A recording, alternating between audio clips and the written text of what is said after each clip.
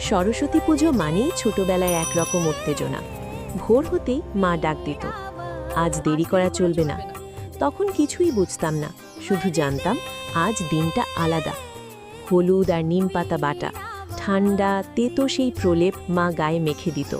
আমরা মুখ কুচকাতাম, আর মা বলতো এটা দিলে নাকি মন পরিষ্কার থাকে। হালকা হলুদের ছাপ লেগে থাকতো হাতে পায়ে। মনে হতো আজ আমি একটু আলাদা। স্নান সেরে সাদা জামা পরে চুপচাপ দাঁড়িয়ে থাকতাম। মা বলতো এবার অঞ্জলি। হাত জোর করে চোখ বন্ধ করতাম। মন্ত্র বুঝতাম না, কিন্তু মনে মনে ভাবতাম মা সরস্বতী যেন একটু বুদ্ধি দেন। পাড়ার পুজোয় অঞ্জলি দিয়ে আমরা আর এক মুহূর্ত দাঁড়াতাম না। তাড়াতাড়ি রেডি হয়ে ছুটে যেতাম স্কুলের দিকে। স্কুলে পৌঁছতেই চেনা জায়গাটাই যেন বদলে যেত। ক্লাসরুমের রঙিন কাগজ, ফুলের মালা, বোর্ডে চক দিয়ে আঁকা আলপনা, বেঞ্চ সরিয়ে ঘরটা মণ্ডপের মতো সাজানো।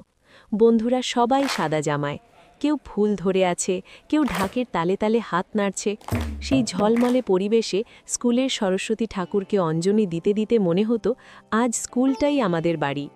পুজো শেষে হাসি, গল্প, একসঙ্গে ঘুরে বেড়ানো, সময়টা যেন কোথাও দাঁড়িয়ে থাকত।